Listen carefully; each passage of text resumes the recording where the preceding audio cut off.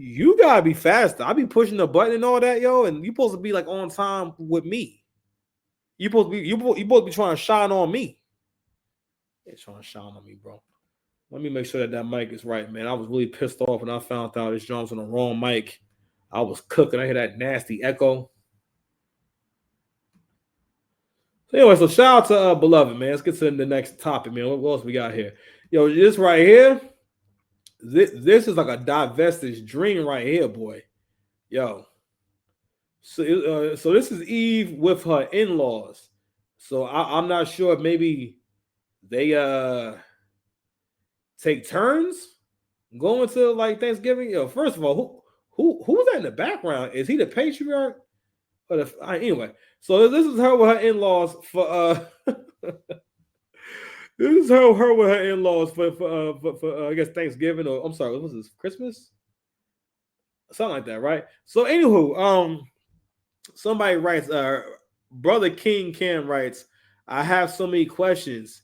She does have a family. Where's that family picture to go side by side with this one? This one is giving Get Out vibes. But I'm trying to be optimistic here. Somebody else writes, this looks like the Get Out, the sequel. Someone else writes, Wealth. Unc said her name is now Edith. Put some respect on her rich name. Young Bull on the right side of the table is in love. And someone else wrote, I guess Eve family wasn't invited. Someone else wrote, let me see. I love the table, love her seat, love the vibe. I wanted.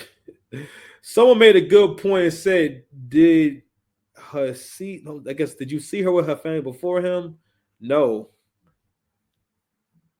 I still cannot believe that this is her life now.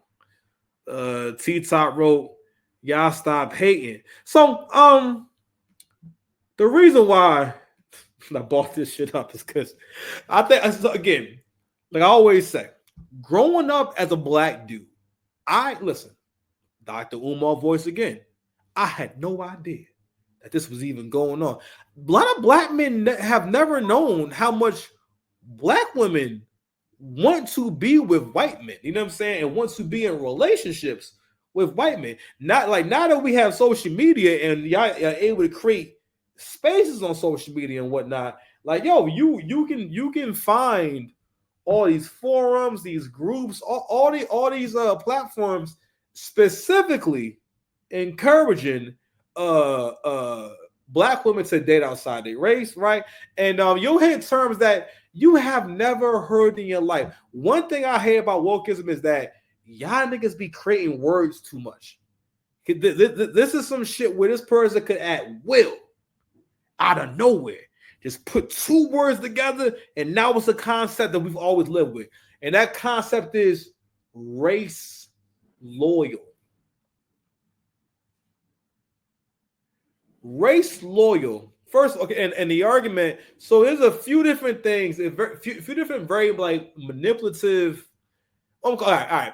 These lies work based off the racist mindsets of black people. Because black folks is mad racist. All right, I'm sorry, I'm just putting it out there. You say whatever you want about any group of people. You make jokes about any stereotype about any group of people. All right. I'm just saying that's if we were a white person, we would say, "Oh man, Brad's a racist." You know what I'm saying? Like you believe in negative stereotypes about your own people, like your own folks. Like you believe that as well. So that will make you all right. Here we go.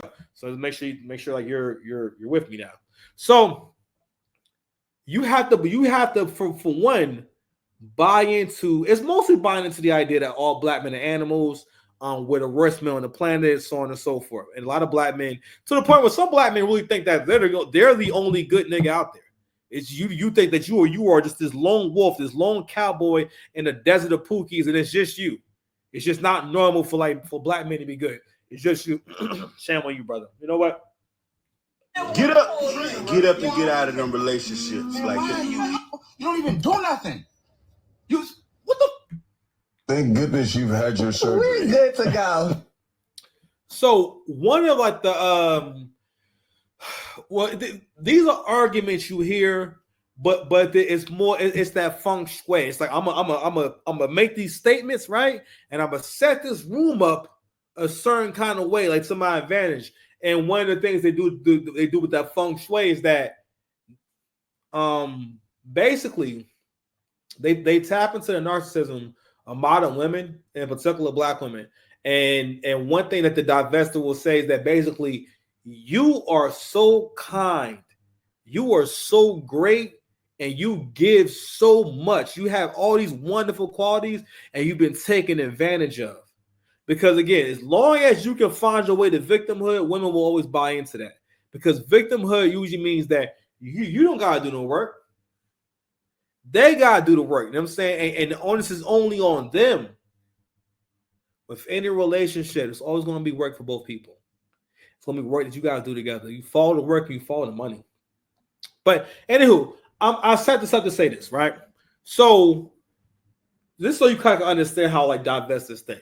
So, pardon me, they make that point, and it's mostly like points around because again, a narcissist always feels as though because anything they give to them is a lot. All right. Again, like if y'all's effort was worth dollars to them, their effort is worth euros. Matter of fact, actually gold. Your effort is pesos.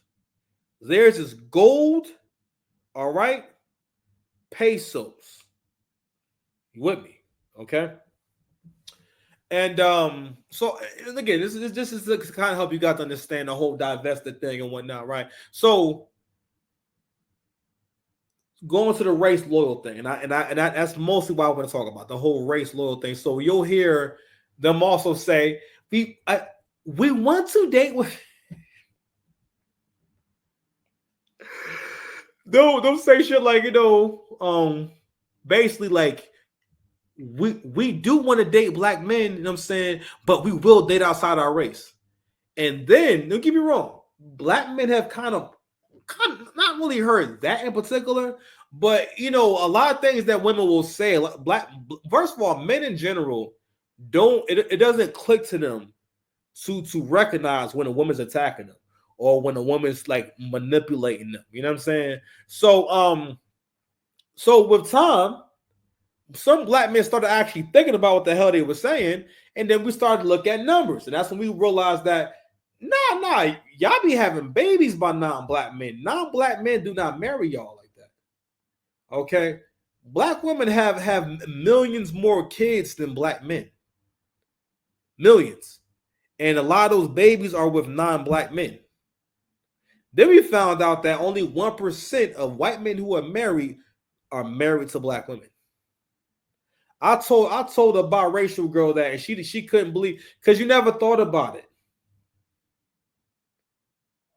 And this is dangerous for people's development, to let people believe things that aren't true. That's what leads to a waste of time, and it leads to people not developing and things that they need help in, or things that they're lacking in, because you get to live an existence where you decide what's good and what's bad for everything. All right. And this is where pride comes in. Okay. And I keep talking about how you don't have to be a clinical narcissist or have a narcissistic disorder to behave like a narcissist. The same way I don't have to be a winner to learn to understand the confidence of a winner. I may not be as confident as they are, but if I just follow the moves and understand how they think and whatnot, you know what I'm saying? I don't have to be as good as they are, you know what I mean? In order to think like them. And what I find is that we have let a lot of narcissistic people influence the masses. And one thing that I feel like people have bought into, especially black people, this concept of bad presentation, the informalities. You know what I mean? When Kevin Samuels was alive, when people would call into his show, it'll be young women talking to him, and I never really thought much about it. It'd be young women talking to him, and he's like, who you talking to? This man would be old enough to be their dad, and they would come on his show just way too comfortable. And I always talk to you about this shit and how, for the most part, it may sound harsh, but a lot of black women, whether they realize it or not, you interact with that black man the same way that those racist white men in the movies be talking to, like, be talking to black men, like the whole like boy shit. You know what I'm saying? Like, it's always like black women have this thing where they think they're flirting with you. They think they're having a good time with you by talking to you like you somewhere between they like little brother, like at best like a little brother. You know what I'm saying? But like a little brother that they take care of, so they can kind of like tell them like, hey, you you can't have no milk and cookies, or or you can't go on your tablet. You know what I mean? Like they be talking to you like that. So anywho, which brings us to this picture here, and this is more so for black men. This is more of a lesson for black men. So for black men, I know when they see this picture, this is like, oh, it's because so they imagine themselves. So black men, for the most part, are not excited by the idea of having like a white family or being around a white family. I mean, at most, maybe we think about it as in terms of maybe if they're fun people, I guess it's not maybe I could be cool, but for the most part, black men, the first thing we think is like there's a lot of white folks here. Okay, historically, we don't seem to do very well when we're too outnumbered by white people. All right, in general, right? And like I said before, in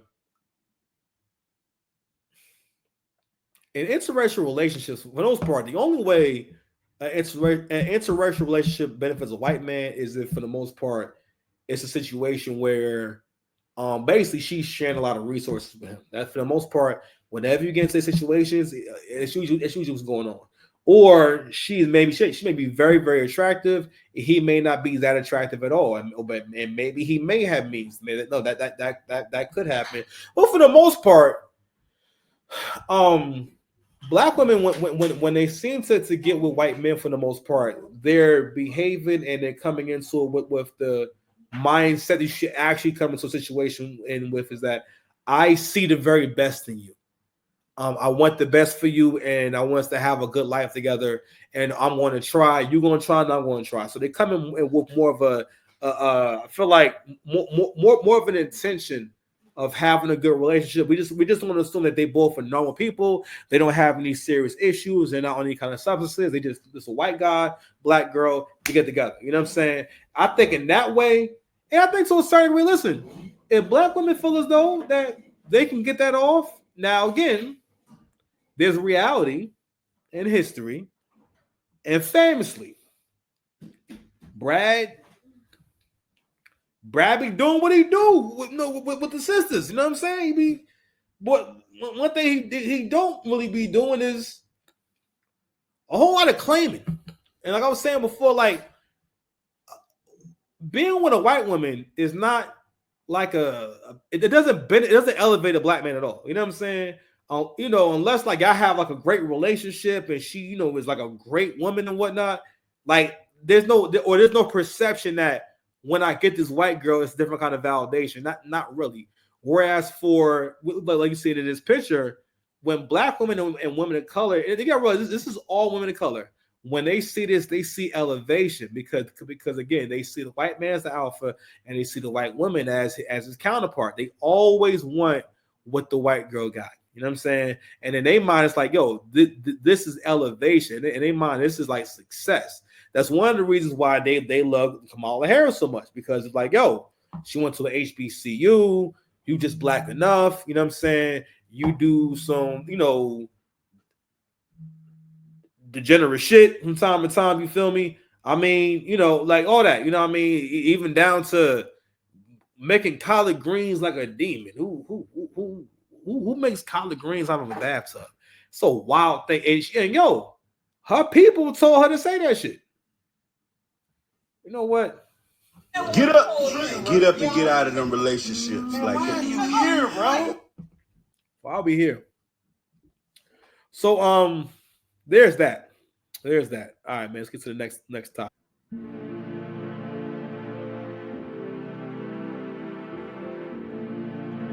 We'll get that Wi-Fi together, son. Here we go again.